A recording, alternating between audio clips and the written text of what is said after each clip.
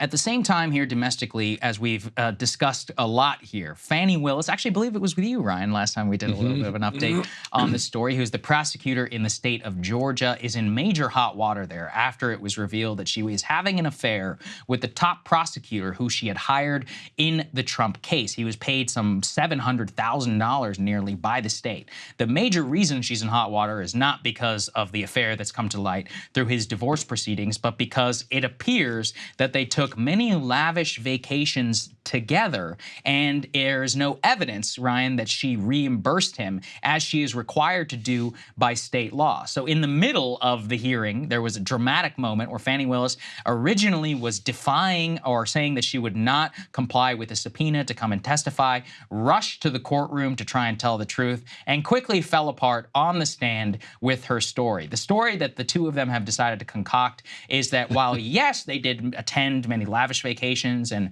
take a lot of cool trips together, hotel rooms, etc., that she did pay him back, but she did it in untraceable amounts of cash. Here's what she had to say. Let's talk about both of those. I know he initially paid for it. Did you pay him back? For the cruise and for Aruba. Yeah, I gave him his money before we ever went on that trip. You gave him cash before you ever went on the trip? Mm-hmm. Okay. And so when you got cash to pay him back on these trips, would you go to the ATM? No, lady. You would not go to the ATM? No. And my worst days has probably only been $500 or $1,000. At my best days, I probably had $15,000 in my house at cash. At all times, there's going to be cash in my house or wherever I'm laying my head. The money that you paid Mr. Wade, the cash, in October of 2022, you do not know where that money came from? I do know where it came from. It came from my sweat and tears. It came from her sweat and tears, Ryan. However, when she was asked if she could produce withdrawal and deposit slips from the ATM and she could prove from her bank account the withdrawal of said cash, she said, well, it's just accumulated over the years. Who knows where it came from? It's a very interesting defense, one that actually spawned a discussion here in our studio. I was told I'm out of touch generationally because I don't have sympathy for people who just keep vast amounts of cash around. And listen, you know, at a like a level of like the Great Depression and not trusting the banking system, listen, I'm totally with you. There's just a little bit of a problem. It turns out that Miss Willis pays her rent with the Cash App, and that whenever it's convenient for other expenses that she does use, you know, credit cards, the bank, the official banking system, traceable banking system, it's only in this instance where she's being asked to provide evidence that she did, in fact, not flout Georgia corruption law and did pay back her lover for the lavish vacations, that she does claim that she had this vast amounts of cash that was available to her, and that in every single instance, unlike previously when she was using legitimate banking tools or traceable ones, that she did not default to that in every instance. Very reasonable and very obviously not a cover story, isn't it? It certainly does stink like a cover story. I always root for people to get away with cover stories. Yes. And I hate the way that the state can trace every little dime. Yeah, I hate it too. That you're spending. Don't get me wrong. So the way that this kind of cover story usually unravels is that somebody will get text messages between the two of them where they will say, let's tell the prosecutors that we paid each other in cash, and then somebody thumbs up the message, and then that goes in front of the jury, and you're like, oh wow, yes, I'm so busted here. Her real problem ethically was once she was in a romantic relationship. Well, his problem, pro tip, if you're getting divorced, don't take it to court. Because ask Bill Gates. Mr. Wade, pay the lady. Ask Bill Gates. Pay her with all the cash. We wouldn't know about all his Epstein stuff. Yeah, exactly. If he had just paid whatever she was asking, you pay that. That's right. You're going to be fine. But her problem was once they were in a romantic relationship, was hiring him to begin with. That's right. Once they're dating, why am I supposed to care who pays for dinner, who pays for the cruise? Right.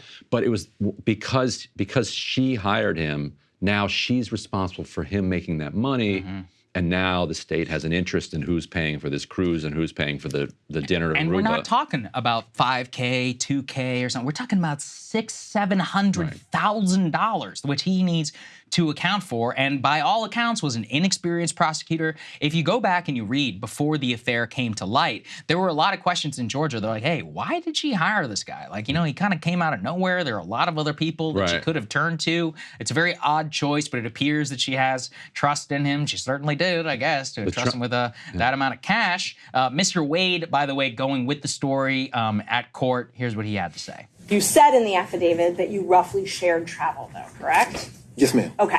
So this roughly sharing travel, you're saying she reimbursed you. She did.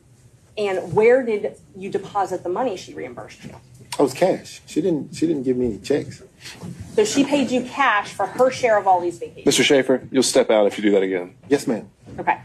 And so all of the vacations that she took, she paid you cash for. Yes, ma'am. And you purchased all of these vacations on your business credit card, correct? Yes, ma'am. Okay. And you included those in deductions on your taxes, correct? No, ma'am. No, you did not. So you purchased all. So why is it Ms. Willis is only using cash, but he's point maxing whenever he's buying stuff on his business? Because he wanted those points. Credit card, right? Yeah. But why doesn't she want any points? That's what I don't understand. What's happening here? It's true, giving us those points. Megyn Kelly did a great summary, really, of this. Let me put this up there on the screen, just because there's so much that came out of this hearing. Number one, this actually preceded both of their testimony. Fani Willis's close friend testified to the court under oath that their romantic relationship began way before Fani Willis hired him, meaning that they both lied to the court. Number two, Wade claimed that she reimbursed him for all of these very expensive trips, including wine tasting to Napa, which she made clear, just so you know, Ryan. She's like, I don't even like wine. I prefer Grey Goose. So thank you for that, Miss Willis. She says, of course, it was all in cash. And then three, he definitely caught lying on his earlier court submissions in divorce court, attempting to say that the reason he swore that he had no receipts was because he only had credit card statements reflecting the charges. I have secondhand embarrassment. I mean, it really is one where there is also other instances, for example, Ryan, where she claimed that she had large amounts of cash on hand because she had just come off of her campaign. And you're like, wait, what? Hold on a second. It's like record scratch? What are you saying? Did you mean you're using campaign cash? Where's Georgia Bureau of Investigations? Can we get exactly. Can we get the Georgia Election Bureau, who you are allegedly, prosecuting Trump on behalf? Oh, yeah, had a whole bunch of cash from your campaign. Well, look, fine. you said this last time, and maybe you can explain it again. The problem here is the corruption law. Her tawdry affair and all that other stuff is a secondary concern. The law is clear. Yeah. Like, you have to reimburse people, especially when you're in a personal relationship, and you have to be able to account for that. Yeah. I mean, I was explaining to our crew previously, like, if I spend $10 on our account or whatever, and it's not immediately clear, my accountants are up my ass this same day. They're like, hey, what is this charge for? You need to clearly explain and all this, just so I can be compliant in the event to that IRS or whatever. She's the Georgia prosecutor. I mean, it's like she clearly has a present interest, far more present than I do, of dotting my I's, crossing my T's, and all that stuff, just to prove in any event that someone would ever look at our books that all of our finances are 100% legit.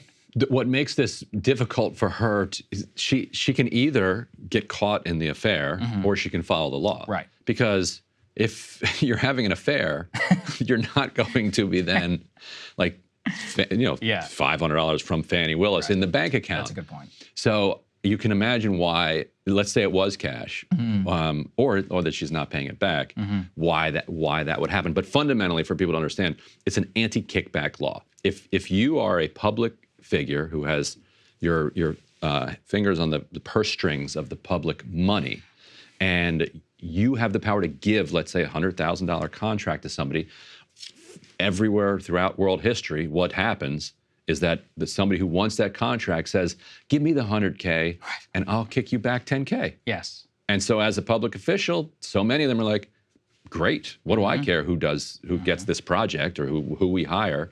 I'm gonna walk away with $10,000. So it's an anti-kickback law. You can't take more than a very nominal amount of money from somebody who got a contract. And so he got $600,000-$700,000 contract to be the lawyer on this thing.